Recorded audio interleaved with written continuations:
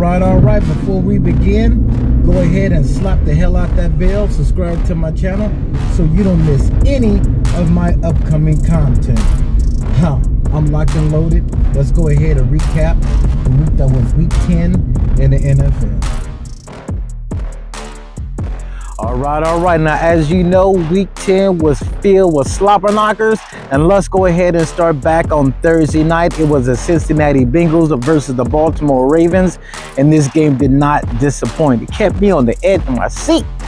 Man, once you thought the Cincinnati Bengals was going to take off with it, a couple of turnovers occurred. The Baltimore Ravens got right back in the game. But here come back the Cincinnati Bengals.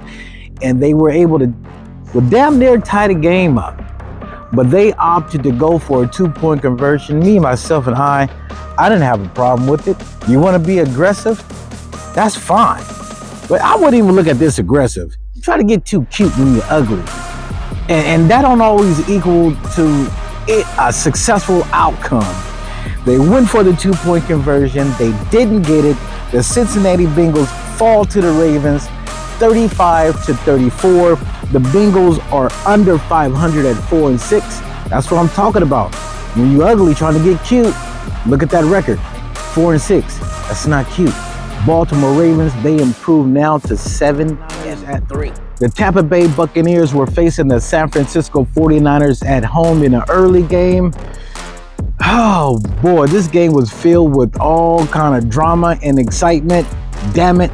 Baker, Moxie, Mayfield, I done told y'all for weeks, he is putting the Buccaneers on his shoulder and he is damn near running through brick walls. Or should I say Nick Bosa.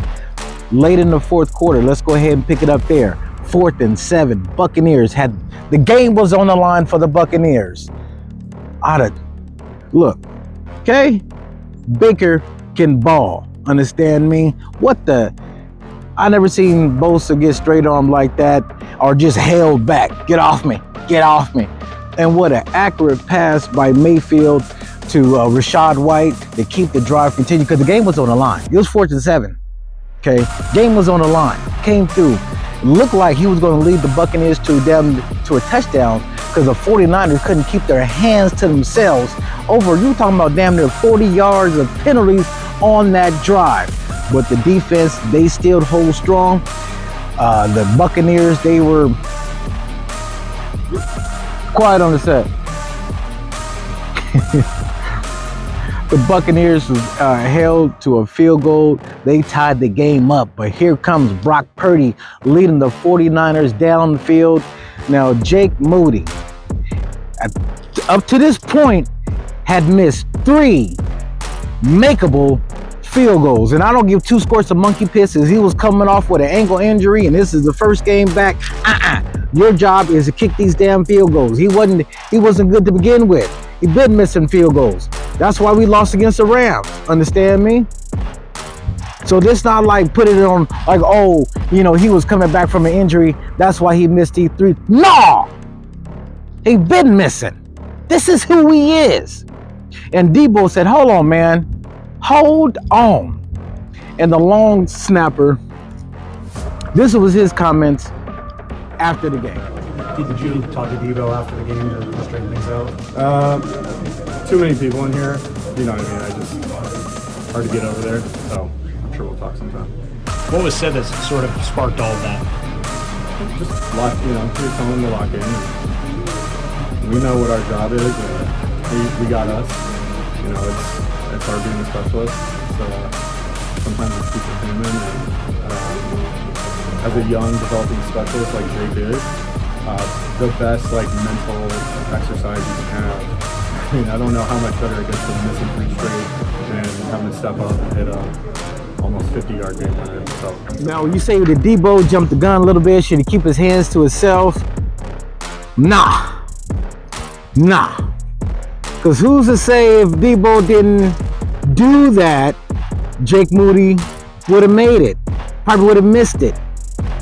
The 49ers improved now to 5-4, beating the Tampa Bay Buccaneers with a walk-off field goal by Jake Moody, a 44-yard field goal, which I had zero faith in him making. I didn't have faith in any of his field goal attempts. Any. Tampa Bay, damn. Now they fall 2 games under 500. Keep their heads up. That's a damn good football team. I know everybody's facing injuries, but damn, when you lose Godwin and Evans, that's damn near half of your offense right there. Half of the offense. Now my upset pick, which I call shits and giggles. You know, for shits and giggles, I went for the Broncos over the Kansas City Chiefs. And everything was looking like it was going a direction until 1 second. The Kansas City special team said, not today, not today. Blocked field goal as time expired. The Kansas City Chiefs remain undefeated at 9-0 with a 16-14 victory. It's all about the team. It's not individuals. It's not just Pat Mahomes, you know, the magical man, right? It's not about the Kansas City defense. It's about a collective of everything. Coaching, right? Special teams, offense, defense, everything. That's the reason why they're 9-0. Now, it's very hard to three-peat, especially in today's NFL. But damn it, 9-0. 9-0 is 9-0. No matter how you slice it, no matter what happened, let's get the refs out of the equation, all right? Give Kansas City their just due. If not, they'll be hosting it again, hoisting the Lombardi Trophy again in February. Now look now, when I say a game is going to be a slobber knocker, go ahead and take it to the bank, cash it with no ID, tell them I sent you, because it's going to be a slobber knocker. Pittsburgh Steelers, Washington Commanders in Chocolate City. Russell Wilson with another moon ball to Mike Williams. He just got there. What an unbelievable throw. Unbelievable catch. Boom. They didn't land Tyler Lockett, but Mike Williams looked like he is already paying dividends. The Steelers edge out the Washington Commanders 28-27. Slobber knocker from start to freaking finish. Speaking of finish, that's what the Dallas Cowboys are. Finish. Veto. Done. Stick a fork in them. Matter of fact, they're overdone. They took on the Philadelphia Eagles. We had Cooper Rush in there. We also seen Trey Lance. But the Eagles, they just flew by the Dallas Cowboys, dog walking them 34-6. Thank you. All right, right on. The Dallas Cowboys now, they fall to 3-6. The Philadelphia improved now to 7-2. Oh, on Thursday night, guess what game we got? The Washington Commanders and the Philadelphia Eagles. Yeah, circle it, mark it, slobber knocker. All right. And our last slobber knocker of Week 10 is no other than the Detroit Lions and the Houston Texans. At halftime, Dan Campbell came out. During his interview, he said everything that they needed to do to get back in the game. And we stop right here in the middle of the doggone street. And guess what happened? Mid-conversation, C.J. Stroud throws an interception. And yes, I really did stop in the middle of the street. Throws an interception while Dan Campbell is saying what they needed was a turnover one by one. They just needed to take it. Damn. Let's fast forward late in the game. The Houston Texans, they were trying to fight off this comeback by the Lions. Field goal was up. Field goal was missed. I don't know what range kickers have now. You got kickers kicking 65-yard field goals, 68-yard field goals. Some field goal kickers that they just miss everything. Miss every damn thing. Now check this out. The Lions, when they were making the field goals, it wasn't by much. It wasn't by much at all. But damn it, they got the job done. The Detroit Lions on the epic Sunday night comeback beat the Houston Texans 26-23. The Houston Texans,